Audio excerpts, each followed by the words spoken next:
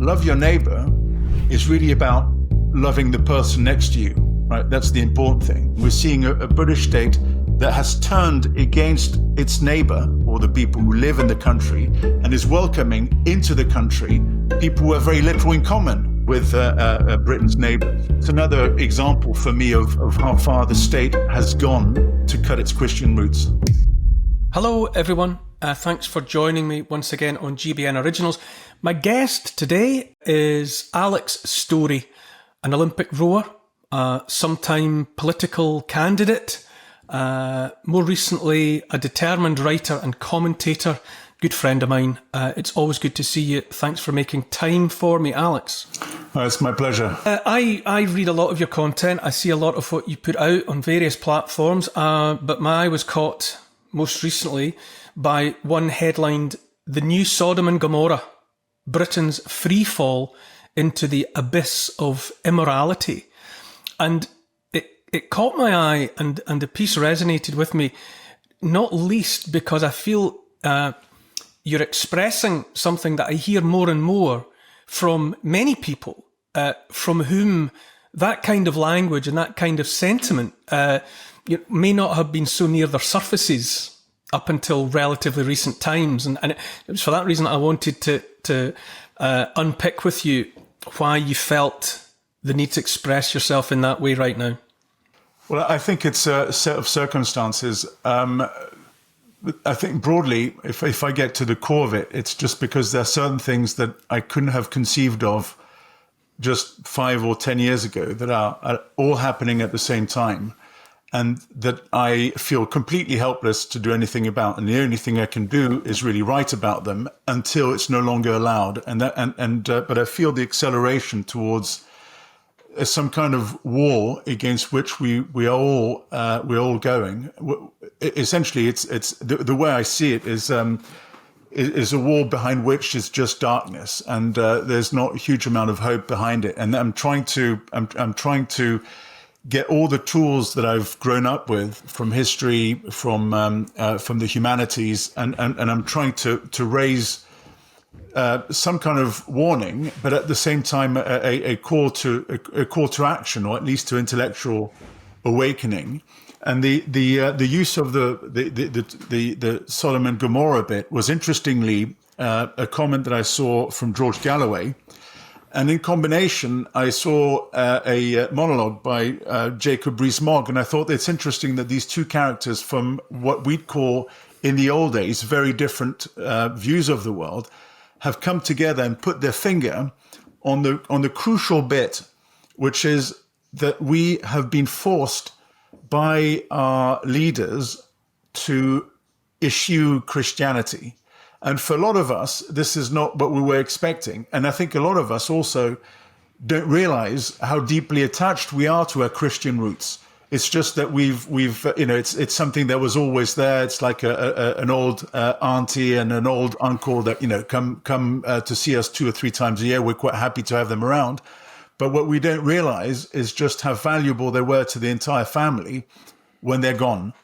And I think that's what we're seeing. We're seeing the unraveling of millennia of culture by people who are the antithesis of Christianity. And what's so important for me is the fact that I've come to realize as I get older that what we grew up in was a society in which principles mattered, and principles require discipline.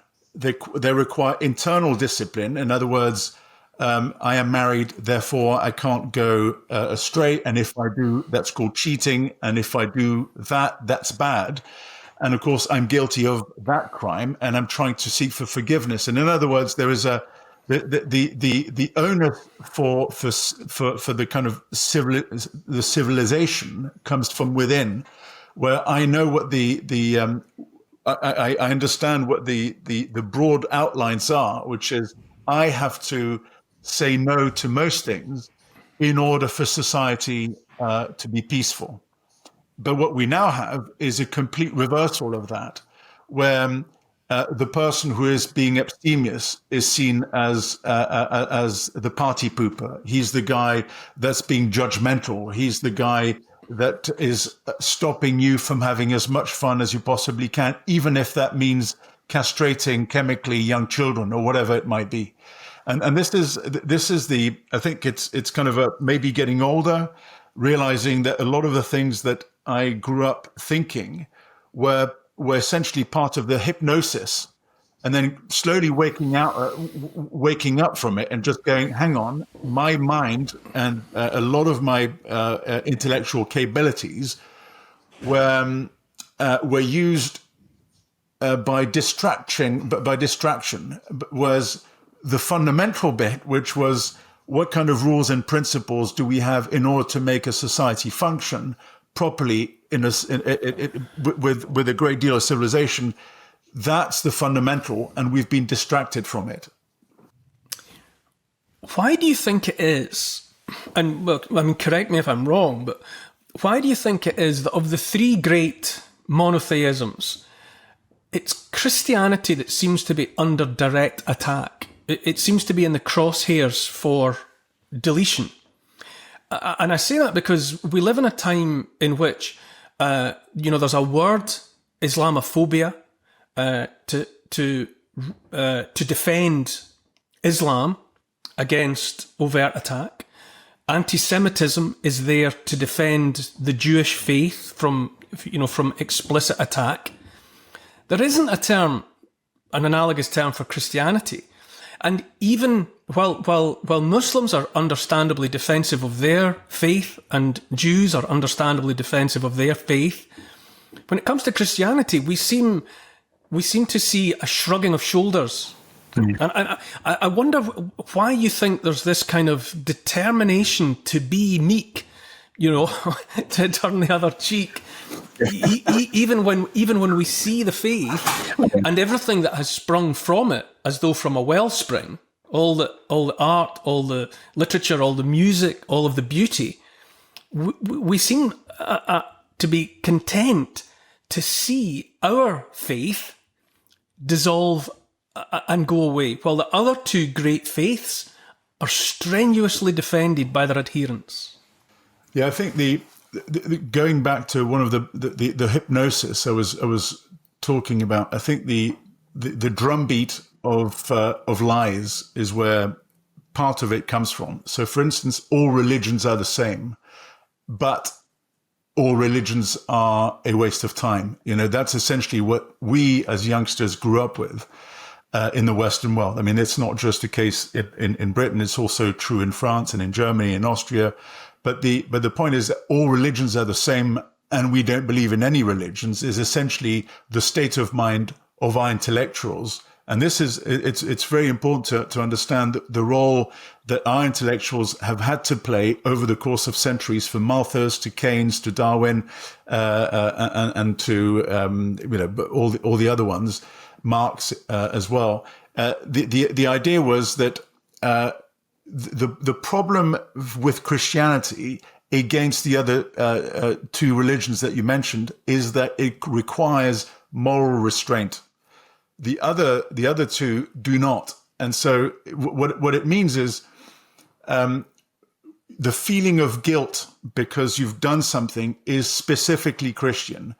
And if you're powerful, the last thing that you want is to have to feel guilt for the things that you've done. There is in Islam no guilt. You can, if you bring in Marxism and Islam together, you realize that one of the things that brings these two creeds together is the fact that there is no sin in either of those. When you read Marco Polo, the travels, it's very interesting because obviously he travels to China on foot, and he writes towards the end of the 13th century. What's interesting is that there is never any references to race. It's always references to religion. What matters to him is not the race of people, it's the religion. What do they believe in? And because he's a businessman and not a philosopher, he's very descriptive of what he sees, and he doesn't really go in the detail. So what he writes is his intellectual habits. So he'll say, I got to this place and it was half Nestorians, half pagans, a third pagan and another third Islamic, a religion without sin. And I was reading this and I thought, that's really interesting. Why does he say that? And then you take a few steps back and you just go, okay, well, in that religion, everything is doable given the circumstances. So there's no absolute rights and no absolute wrongs. And the same thing is true, of course, in Marxism and in Judaism. I think similar things are observable. What's not true is in Christianity, everything that I think, that's my interpretation of it, there is a moral judge that tells you this is wrong, and it doesn't matter if you're powerful or not, meek and rich. You all have to abide by the same standard, and the standard is these things are wrong in their absolute all the time, without exception. And so I think what that means is that when you get to a world where the detachment between the super rich and the normal folk gather space, the people at the top no longer want restrictions. They no longer want to be accountable to anybody because they don't feel that these people are worthy of them. And that's why I keep referring back to this to this view that we're kind of recreating a caste system in which, very much in the Hindu world, where you have the Brahmins at the top, and then the untouchables at the bottom, which actually, if you think about it, Marxism and its class system is essentially a caste system too. So that's part of the reasons, I think. It's the fact that they want no constraints on their power, no constraints on their behavior. They do not want to be told what's right and what's wrong. The only thing that's right is their might and the application of their might on us. Do you think also a contributory factor is that both Judaism and Islam follow the God of the Old Testament, Yahweh, Jehovah, Allah, but the same entity, where Christianity, by definition, follows, the God of the New Testament. Jesus was at pains in Matthew and in Luke to say that, don't be false. There's a murderer, a father of lies, and that, that's not my father. And if you're with me, you follow the fact. There was even making a distinction between the past and his present and the future that he was envisaging for people that chose to follow his way or not. And critically, I think also that the Christian God was about tolerance for all. Love thy neighbour as yourself, which is a simple but unique concept. Judaism was very much about a chosen people and everybody else, and Islam is about those who submit to Allah and those who don't, and they are the infidel. Where the Christian God was, he loves all his children equally, and that it's problematic for people who want to dominate, who want to subjugate, who want control, to have to contemplate the idea that the people they find themselves among, whoever they are of equal importance to the Father. Yeah. And it's for that, amongst other things, that Christianity has to be singled out. Yeah, and I think also that what's key in Christianity is reciprocity between individuals, and individuals remain individuals. They're not part of a socialized group. The Christian, from a gospel point of view, is an individual that goes way beyond social sciences. The social scientist or the economist, the new priests of the small gods that St. Augustine would have referred to, these fake topics that create an aggregate man or an economic man that bears no relation to the actual man, enables the players of politics to create fake divisions between party political, A, B, C, social status, etc., which is completely rejected by Christianity. Christianity says it doesn't matter if you're rich or you're poor; you're justified in the eyes of the Creator. Now, so that's the interesting thing. It's the reciprocity between human beings. We are all the same, and that's really difficult for people who have freed themselves purposefully in many ways from the requirements to ask another person their opinion. I think that's really fundamental to understand. It's the fact that we understand democracy in the sense that everybody has the right to be heard, not as a social group, but as an individual who is allowed to speak freely. And in order for us to know and to push things in the right direction, everybody has to be free to tell the truth as they see it, right? So that's the big that's the big threat to those people who want to aggregate power to the center. What they don't want is to have a lot of people who have different types of degrees, sometimes no degrees at all, but who might have a much better view of the world because they do something useful with their hands and lives. And so they've got something positive to contribute. But in the scheme of social sciences, they're not really experts. They're just, practitioners or just observers. And I think that's the reciprocity of Christianity really is like, it's the one of the many things about Christianity that speaks against it from the view of people who are interested in political power. You mentioned love your neighbor, and that's really important given what we're seeing in Britain. Love your neighbor is really about loving the person next to you, right? That's the important thing. And you and I know, because we have neighbors, that it's always the most difficult people to get along with. It's a lot easier to get along with somebody who's 10,000 miles away that you've never met, and you can create a figment of his personality in your mind, and you prefer him because he's far away than your neighbor. And this is what we're seeing. We're seeing a British state that has turned against its neighbor, or the people who live in the country, and is welcoming into the country people who have very little in common with Britain's neighbors, right? And I find that it's another example for me of how far the state has gone to cut its Christian roots. When do you think this final rapid unraveling of Christianity, Christian fundamentals at the heart of British society, when do you think that began? Because it seems to me that whenever it started, it has accelerated at a terrifying pace. Yeah. When you look back within our lifetimes, is there any moment that suggests itself to you as being the point at which those who would like to see Christianity undone, here in Britain, if not everywhere, really saw the opportunity to put the foot on the gas pedal? I think there are different stages, right?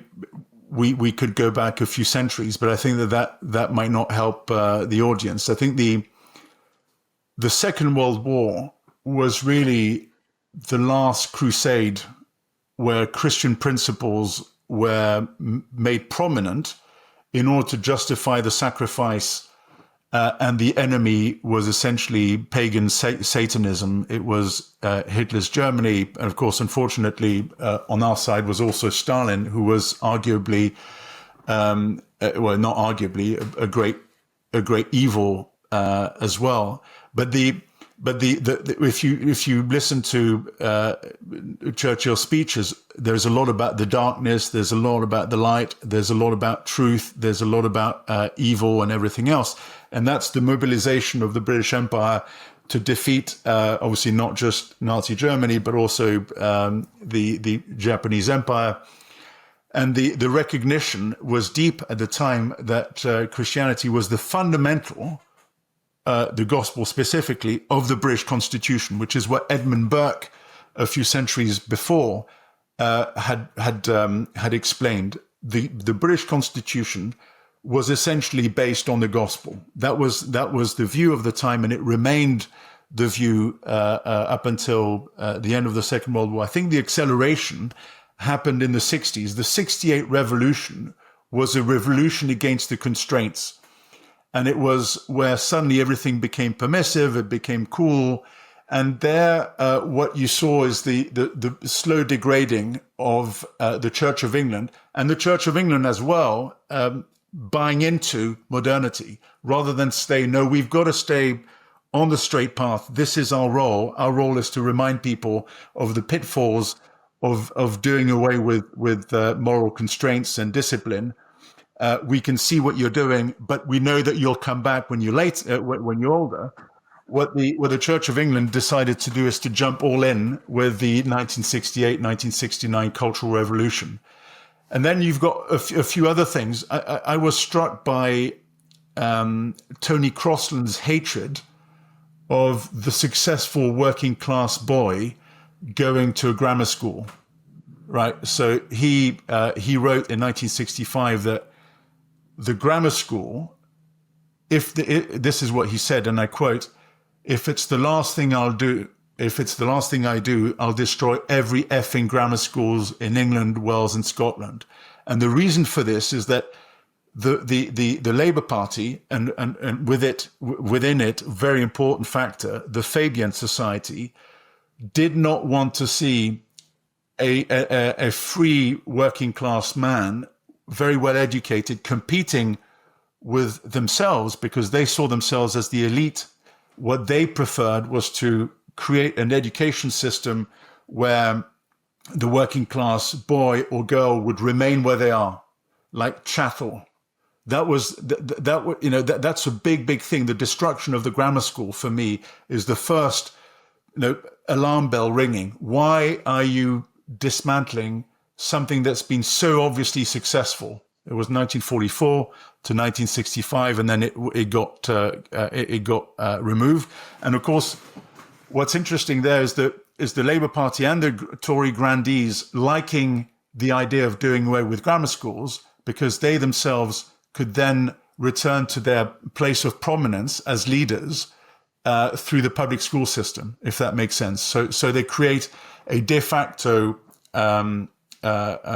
caste system in which the poor working class man who would have had access to really good schools is then stuck into comprehensives, then doesn't achieve very much, remains a voting bank, as it were. So I think that's in 1965 towards the end of the 60s. That's what you kind of see, in my view. It's like the first attack on this idea of hope for the poorest in our society. And of course, that kind of accelerates throughout the 70s with all sorts of organizations that come in that try to lower or at least do away with the age of consent, of which Patricia Hewitt as a Fabian and Harriet Harman were very close to. It was called PI, the Paedophile Information Exchange. And then, of course, towards the end of the 70s, you see an acceleration towards it, which gave rise to the Life of Brian. I don't know if Life of Brian was not, they didn't foresee into the future what would happen in 2020. They were actually making a commentary on what was being spoken about in terms of gender at the time, right?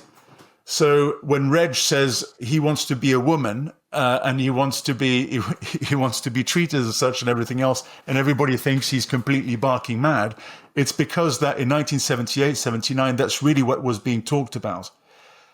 Then you have Thatcher that comes in, and she, in a way, completely dismantles the apparatus of cultural revolution, which is something that very few people ever comment on. But by the time I was 17, 18 in Britain, the cultural revolution had gone nowhere at all. So let's say the hiatus between 79 and 1990 was a massive retreat of the cultural warriors from schools, university, and everything else. Now, there are other things that we might disagree on, but by the time you get to 1990 or even 97, Britain is really at peace with itself. If not, of course, there are disagreements, but in terms of its cultural foundation in 97, Britain really felt like Britain would have done in 1950 or 55, right? It broadly speaking. And then after that, I think there was a big acceleration. Sorry, I'm talking too much, but it's an... No, it absolutely is an interesting question, and I suppose because we could talk endlessly about when the foot was put on the pedal, when that acceleration towards where we are now, really got underway. But nonetheless, it has happened, and we're all well aware of what the signposts are of the decline of traditional British / Christian values. We see it all around us, but it is interesting. I would say that there's right now in the last few years I've become very aware of it, a palpable return or a palpable identification of the need for those values that have been all but cast aside. Up to and including even people like, the high priests of atheism, like Dawkins, like Richard Dawkins, are now openly described themselves as cultural Christians. Seeing that the baby that they threw out with the bathwater, actually needs to be picked up from where it's shivering on the floor, and brought back from blue to healthy pink. That it's fascinating to me how many people are in touch with me and how many people I hear talking around me who previously would have paid no attention whatsoever to the plight or not of Christianity, but now they see it. And up to and including describing themselves once again as some or other kind of Christian. Well, this is essentially the call I was making in my article. It's the fact that I'm saying to people, even if you think that you are an atheist, but you love your country and you love what it used to stand for, and you loved its traditions and its the quirkiness of Britain, you have to call yourself a Christian. It's no longer the case that you can pretend that you're aloof, or you can look down your noses at the term, because in your views of what's morally right and wrong, you are deeply rooted in Christian theology, and it's really difficult for people to accept that truism. But it's the thing that I'm coming closer and closer to. For instance, I'm doing some research on the last taboo, I think, that will be broken relatively soon, and that's paedophilia. For me, and I think for most Brits, paedophilia is the worst crime of them all. Right? There are very, very few things that repel people more than paedophilia, and you can see it coming down, the sexualization of children. Sometimes on Netflix, you see shows where 11, 12-year-olds start to talk in a certain language that actually is quite shockingly gross. And then you think, well, how do I defend against it? What's the moral argument against it? And then you come very quickly to the realization that it's not a Muslim argument. It's not a Hindu argument. It's not a Jewish argument either. It's a Christian argument, because Jesus says that children are sacred, right? And they shouldn't be harmed. And so then you start from that premise. You go, well, if I like what he says, and if it really chimes with everything, with every bone in my body, it stands to reason that I'm seeped in his views. And then you can go from that to other things. For instance, we all agree that theft is bad and that lying is bad.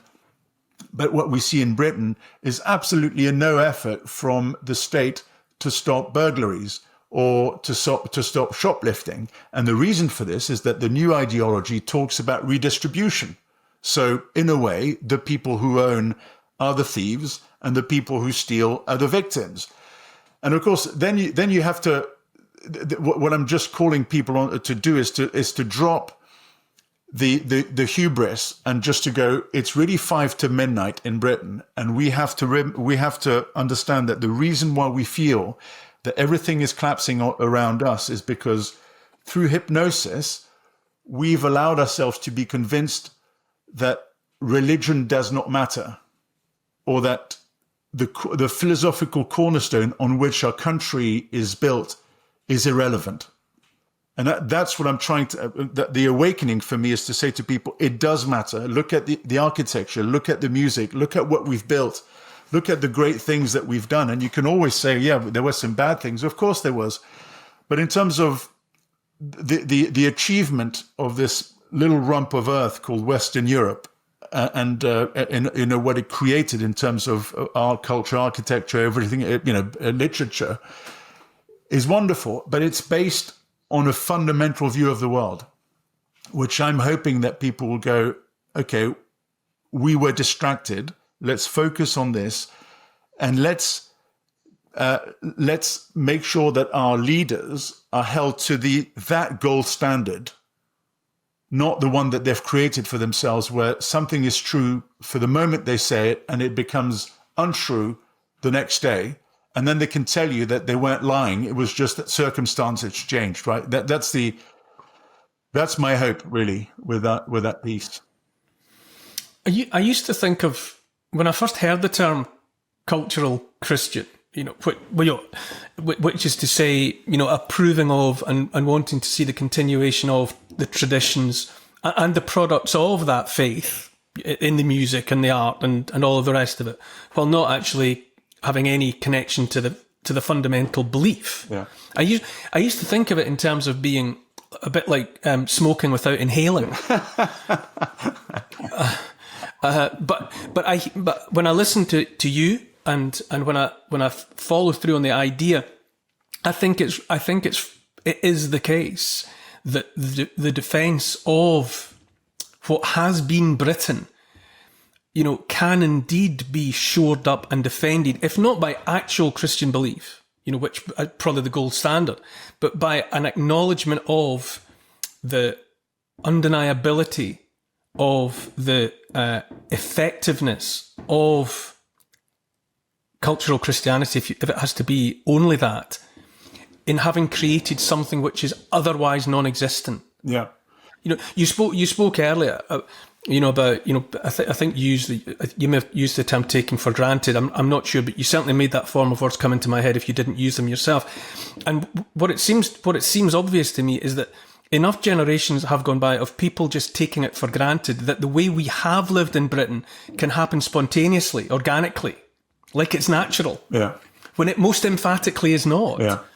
The way in which it has been possible to live in Britain, and to some extent part of Western Europe, is so unlikely. It's vanishingly rare, the possibility of living lives of the sort which have been available to us, but which recent generations have taken for granted. Yeah. To me, it's like the inhabitants of a penthouse thinking that they could remain at that elevated position without the tower beneath them. That they would somehow remain suspended in midair. Yeah. But that's in many ways that's what we're being asked to believe, right? That's the reason why I also wrote about the Fabians, and I've done quite a lot of reading on the Fabian Society, and I've done quite a lot of reading on Keir Starmer and his pro-Soviet stance up until 1990, and the kind of framing of a strategy for permanent power. And the Fabians, started in 1884. They realized very quickly that they weren't very popular, and of course they couldn't be popular because they thought that they were right and everybody else was wrong. And they also despised the businessman. They also despised the working class man. They hated women.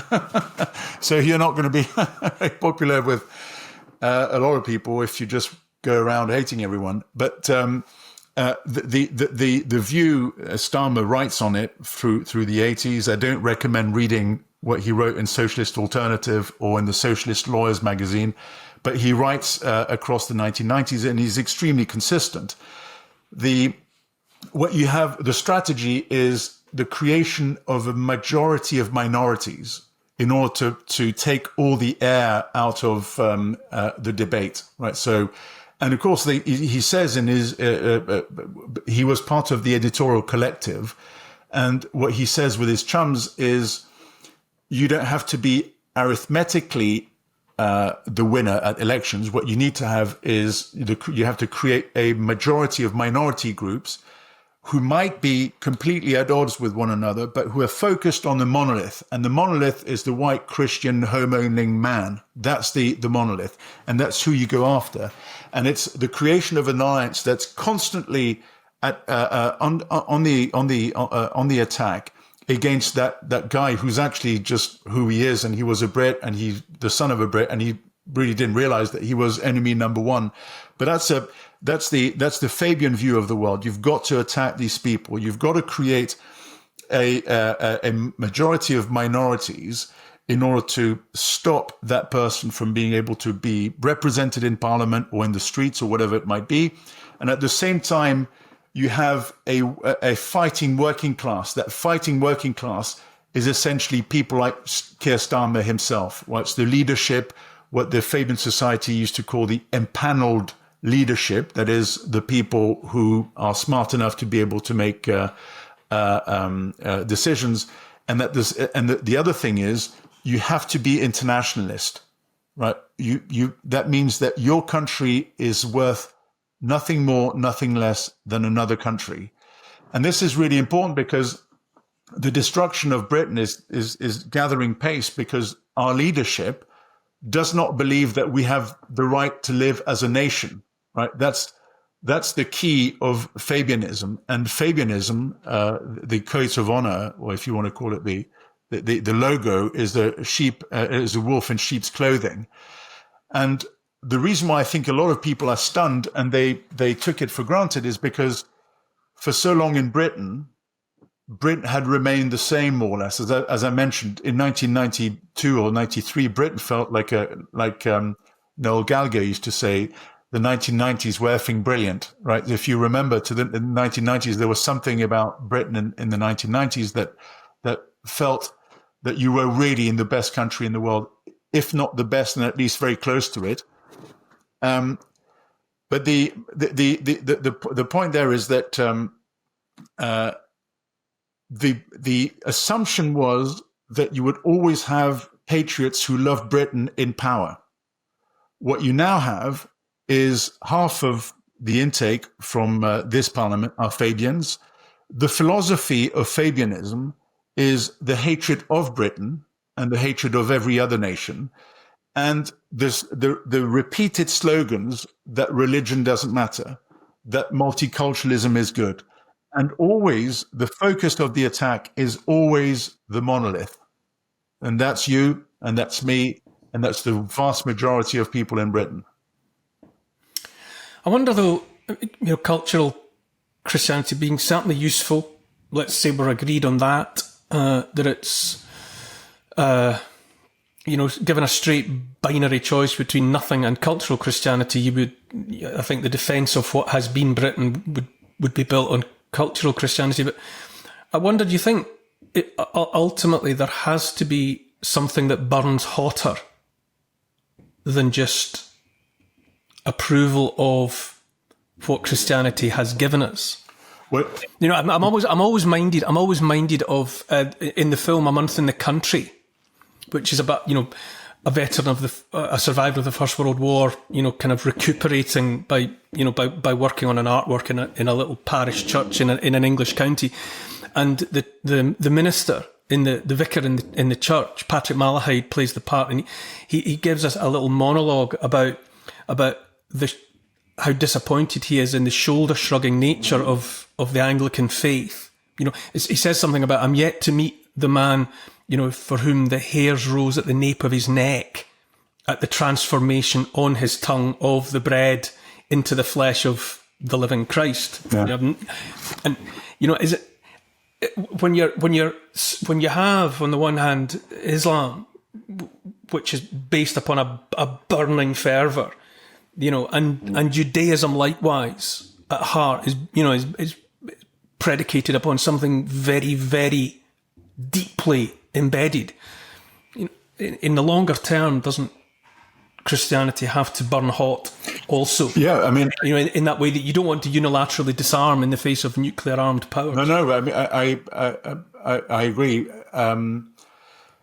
My view on this is that for me, it's been a discovery process, and really understanding where my mind was polluted or how much time I spent wasting my time either repeating slogans, not realizing that they were, or spending time on topics that are actually completely fictitious. I'll give you an example, and I mentioned it earlier.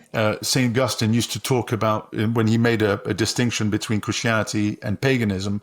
Paganism was the worship of little gods, to which you were happy to sacrifice others or other things on the altar of your righteousness, right? So lots of little gods, gods of the trees and gods of of bricks and whatever it is, and you sacrifice someone or a child or whatever it might be, and then you give that dead child or that dead beast to a god, and then you light a fire, and then you go on about your way without any moral, there is no morality, there's no right and wrong, you've just done that. Whereas Christianity, on the other hand, requires you to sacrifice yourself for your friend. I mean, that's what it says. That's what it says in the gospel. The biggest thing that you can possibly do is to sacrifice yourself for your friends, and of course, your family is crucial. Now, we all know what a Christian hero is like, right? Nobody knows what a Muslim hero is like, or very few would actually want to watch a film in which you had a Hindu hero. What does it? Because the idea of right and wrong in these religions is so completely alien to the way that we've grown up. But we recognize the knight in their shining armor, because that's the Christian hero. That's the guy who rescues the damsel. That's the guy who puts himself at the front and who takes his shield, not to launch into an attack into a foreign man's land, but to protect his kith and kin. That's the Christianity that I think all of us kind of deeply understand. But in order to turn it into something more fundamental, what we have to do is to ditch these slogans that are really hypnotizing so many of us, which is that religion doesn't matter. What we've got to realize is that quite the contrary. Religion is, or philosophy or metaphysics is the thing on which you build your house. That's it. And if that falls, everything else crumbles to the sea, because you have you can't possibly decide between right and wrong. You can't possibly talk about good and bad or good and evil if that breaks apart. And so that's, for me, that's being increasingly clear that, and that's the reason why I use increasingly kind of Old Testament and New Testament words in my writings, because I can see the darkness coming, and I can see that very much like the Tower of Babel, the powerful are centralizing everything. And in the process, from their view that aggregates everything, they're dehumanizing all of us. And of course, I want to be loved by my Creator, and I want you to be loved by your Creator, and I want you to be free to tell me that I'm wrong, and I want to be able to have an argument with you, Neil, about whether I'm right or wrong. This is so. My call to rekindling the fire is to rediscover who we were and why we achieved what we did. And that's the beauty of it, because there's so much to rediscover. There's also a lot in our minds to declutter. Forget about interest rates and economics. If you think about economics, you'll see why it's a Fabian type of topic.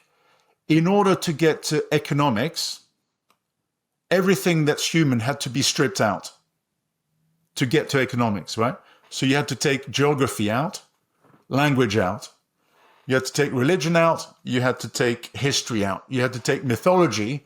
And when you've stripped everything from humanity, you're left with interest rate policy or inflation or whatever that might be. And that's the reason why on this planet, there's never been an economist that was right about prognosticating the future. They're always wrong, and yet we listen to them all the time.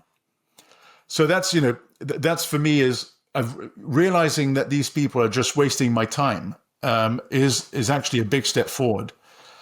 I'm not sure if I answered your question though about how to rekindle it, but when we have reached a point, as I said, people talk to me about faith, let's say, or light and dark, a spiritual war, a contest between good and evil, right and wrong. I never had conversations like that, not that I recall, and now I'm drawn into them all the time. Yeah. And as you pointed out at the beginning of our conversation, if two characters as far apart, let's say politically, as Jacob Rees-Mogg and George Galloway are both in their own way expressing this sense of outrage. Rees-Mogg was talking about a return to, Roman child sacrifice in the context of the full-term abortion bill, and George Galloway likewise was talking about Sodom and Gomorrah for the same reasons. Does it mean that we've stopped short of Sodom and Gomorrah? Well, at least what I'm saying is there hope that that enough people of such varying character, varying personality, varying interests and ideologies see that, well, apart from anything else, we've got to stop short of this threshold. Yeah, well, I think that's the reason why we ought to always remain hopeful. And the reason, in a way, is that evil is hubristic, right? It feels that it has won. And so when it feels that it has won, it no longer compromises. And that's the reason why the bill, or the two bills last week, were so crucial. Because suddenly all of us just went, you're saying you're decriminalizing abortion up to birth. That is a crime. And it's an unbelievable crime. And it's a society, or it's a parliament that is forcing Great Britain to be seen in the eyes of the world, to attack the most vulnerable in our society. And of course, when you see this, not just that you spend a bit of time with a tear in your eye to go, this is grotesque. It's also then that you then start to realize why Christianity makes sense, because it's by looking after the most vulnerable that your society exceeds itself. It's when suddenly you put value to Down's child, and then you try to help him, you spend time, and then suddenly you find ways of helping him.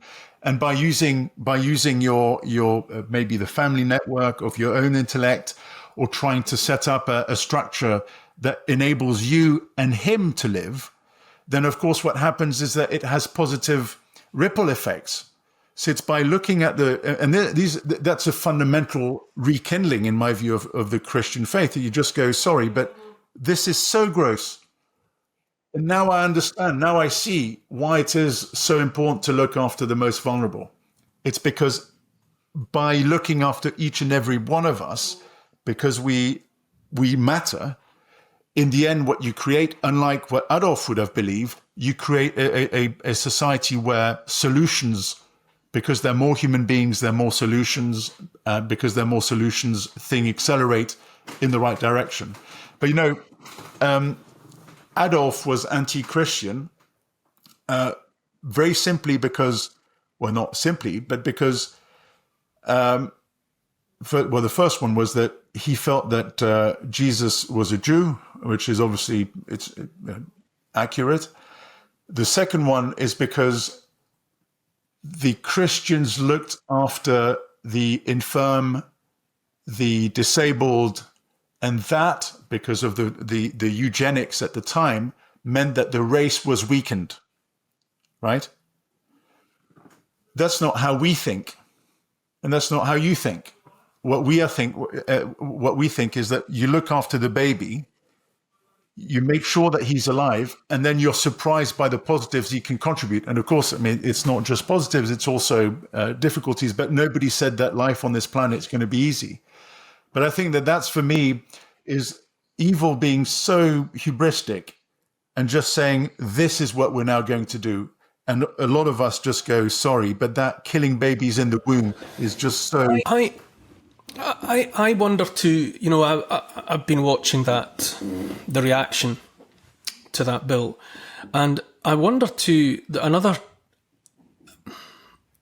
way of looking at it that occurred to me was, no matter what bill is going through Parliament, the vast majority of people would, when asked, would be repulsed and repelled by the notion. That hasn't changed, and that I care to believe that it will not be changed in the minds of the vast majority of people by the bill, and that rather what's happening in the minds of those who would put that bill forward is to excite and enrage people about crimes in a future that hasn't happened yet. By saying you can do this now, it almost inevitably makes people fear that it has already happened. That somewhere that has happened.